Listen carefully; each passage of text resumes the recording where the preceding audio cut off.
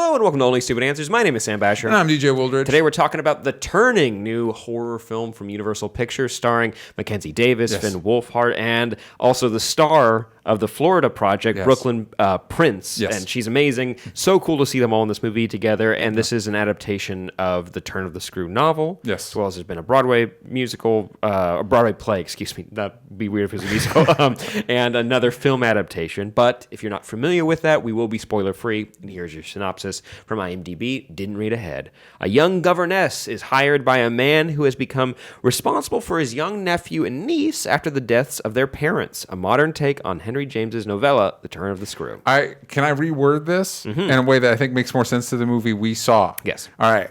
I think it should say a modern remake or modern take on Henry James' novella, The Turn of the Screw, in which a young none of that. That's the book. That's the synopsis for the book. There is no man who hires this governess or any of that stuff. We actually don't know how she gets hired. Yes. We don't know how. Yeah. But that's okay. Like we said, Mackenzie Davis is the star of this film, and you will recognize her from, I think her debut for most people is the San Junipero episode of Black Mirror, but then of course Terminator Dark Fate, and Blade Runner 2049. Yeah, and she's also in *Halt and Catch Fire*. She's been in a lot of stuff. She's great, and I think she's really talented. And I think the best part of this movie, I think if you're looking for a nice creepy movie to maybe take a significant other to in January, I think this will fit the bill. I think it's fun. It's creepy. There's moments that reminded me of it's like the Haunted Mansion ride. You know what I mean? But the standout, I think, is the cast. Like Sam was saying, Mackenzie Davis, Finn Wolfhard, and Brooklynn Prince, who I think is the real standout for me because kid actors can be hit or miss, right? And she is so endearing and lovable and likable. Like a lot of horror movies, this is not a spoiler, but things start to get weird, and you're like, why don't you just go? Just go. But she is so great. The character Floria, played by Brooklynn, is so you just want to take care of her, and so it's like, well, don't bail on the kid. You know what I mean? Like Finn Wolfhard, he's a little nightmare in this movie. You can just let him go. But I will say, I think he does a really good job because we've mainly seen him play funny sidekick kid or leading funny sidekick kid in either Stranger Things or It Chapter 1 and 2. So in this film, he is playing the scariest teenager. It's like Macaulay Culkin in The Good Son kind of vibes, where it's like, oh, the teenagers are terrifying. And I understand it now. Yeah, it's just weird because I compared it a little bit when we were talking about it after to Sharp Objects, which was an HBO miniseries starring Amy Adams. And there's a similar teenage character that it's like, why do you terrify me so much? I could beat you up. It wouldn't even be hard. And yet you just freak me out, man. Like, we don't know what you're thinking, though, but you are thinking of a lot of things right now. And they're probably all negative. Yeah, so in this film, Mackenzie Davis, it is described as a governess because the original novel came out in the late 1800s. And the adaptations were a thing. The adaptations have been set later than now. Now, this film is set in the 90s is what we're able to get based on some just cues up top because no one ever there's no explicit date where this film takes place. But people are listening to cassette tapes. There's a nod to Kurt Cobain's death. Also, and there's jeans. There was also a CD. You know what I mean? So it's like, okay, so that gives you a rough sense of the time frame. Yeah, and so she's more of a live-in nanny / tutor / private teacher that is coming to take care of these kids. Kind of like mom for hire, basically. A little bit, yeah. Like she does raise them, and it is. I will say up top a criticism that the book and other adaptations specifically note that the uncle is who hired her, the governess, and is the one who is responsible for the well-being of his niece and nephew. But in previous adaptations in the original work, he wants nothing to do with them because he's like a playboy. He's going around, he's living his whole life, he's traveling the world, and that is. There is nothing about that in this movie, which I kind of feel like is a little bit of a ding, just story-wise, to explain why are these kids just living in this mansion with one person who makes them food and then walks away, and it's it's confusing. Regardless, getting into the meat of the story, overall, big ups to Mackenzie Davis, Finn Wolfhard, and Brooklynn Prince because they do such a good job playing off of each other and playing the specific roles they're supposed to. Finn Wolfhard will scare the bejesus out of you, but Brooklynn Prince and Mackenzie Davis have such a sweet rapport with one another. You see this nurturing side of Mackenzie Davis, which I haven't seen before, because either you've seen her play ultimate badass in Terminator, or for San Junipero, she's kind of it's a mission of self-discovery. In this, she's playing a very good teacher, a very good nanny who wants the best for Flora. Yeah. And Miles is challenging, to put it mildly. Mildly. Yeah. And I think they really nail the complicated. If we're talking about other horror movies where you have scary kids, usually there's just like, you know what, just get out of there, leave them. Brooklynn Prince does such a good job of giving you a reason to keep coming back because you're like, this girl rules. Yeah. Miles blows to the point where you should call the cops. Yeah.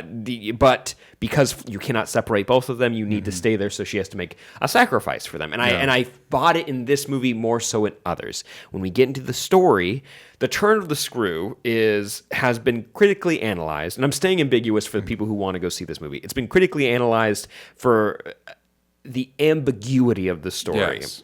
I'm being careful here. Yeah.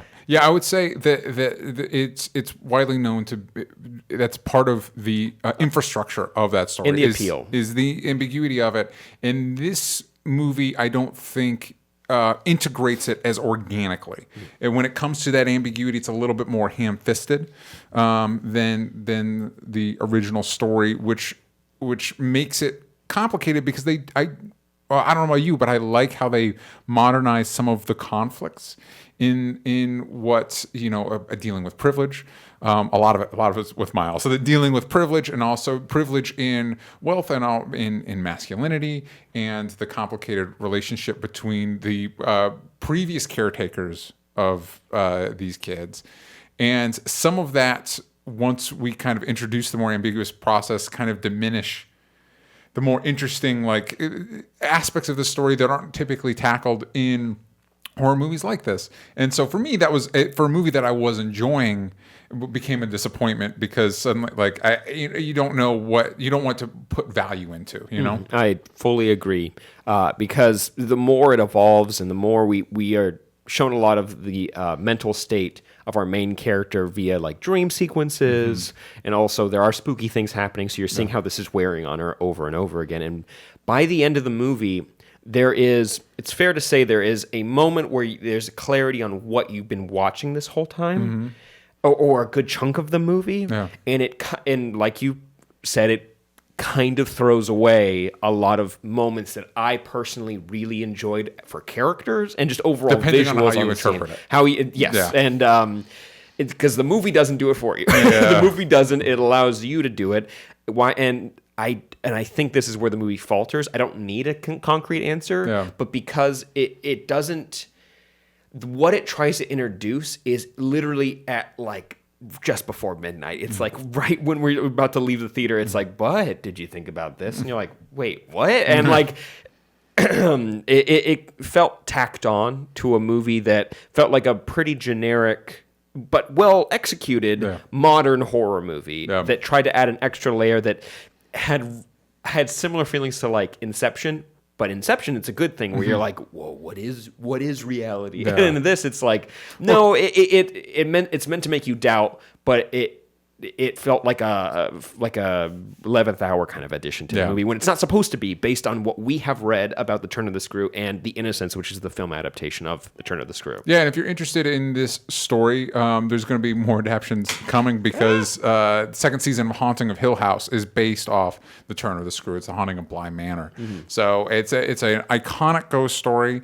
We're going to be getting multiple interpretations of it. We're probably going to keep getting interpretations of it till the end of time. But again, like I said at the beginning of the review, if you're looking for, you still got some of those lingering Halloween creepy vibes from a few months back, and you want something that's just going to put a jolt in the system, nice little date movie, I think you could do a lot worse than this. Yeah, and I think it's also an added benefit for a date night movie because sometimes you need something to talk about after. So you definitely need to unpack what you've seen because I have questions. Yes. It might warrant a spoiler review because just to take the specific things we saw and analyze it so that we might not get a coherent story, but I have questions. And I don't know if the movie gives me enough information to answer them. But again, that's taking a page out of the book, literally.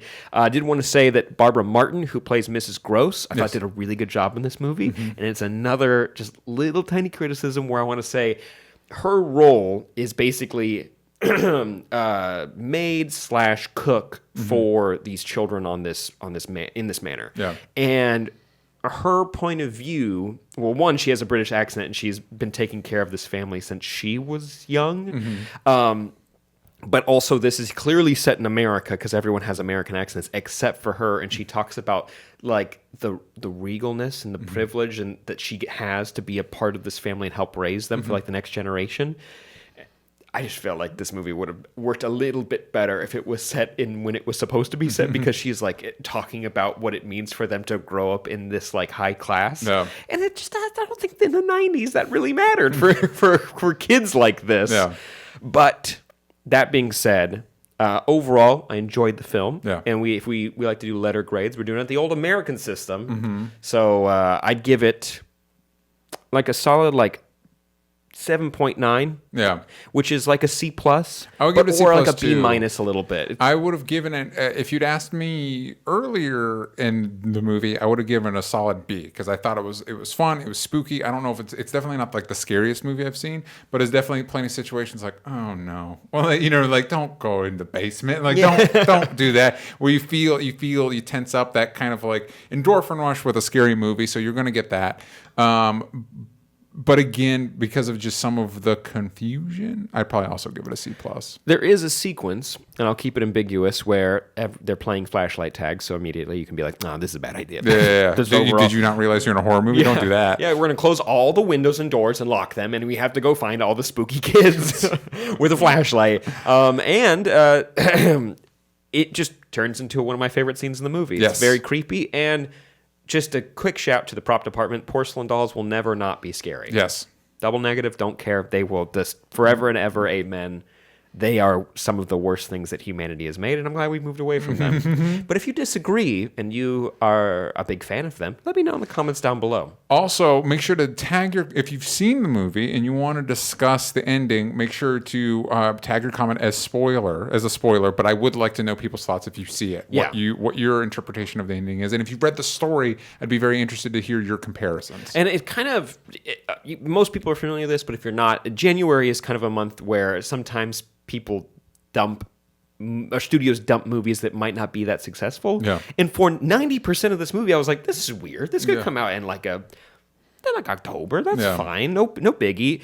Then by the end, I get why maybe it got shuffled a little bit. But I do, and also the ad for this, I haven't seen that many ads. Like occasionally, like this week, I saw my first ad for this movie, which is a bummer because I want more people to see it. So please watch it just so I can have someone to talk to. Please follow DJ's instructions right down below, and make sure you like, comment, and subscribe, and check out patreon.com/onlystupidanswers for early access content. We do movie watch-alongs, we Skype, we do all this fun stuff. Check it out. We appreciate it. We do a bunch of other movie reviews, and if you want us to talk about anything specific, let us know at Sam Basher on Twitter, At DJ Talks Trash, at Only Stupid Answers. Yank out the bells from stupid. That's on Twitter. And follow us everywhere else if you'd like, and join our Discord. Again, patreon.com/onlystupidanswers. We'll see you guys next time. Bye-bye.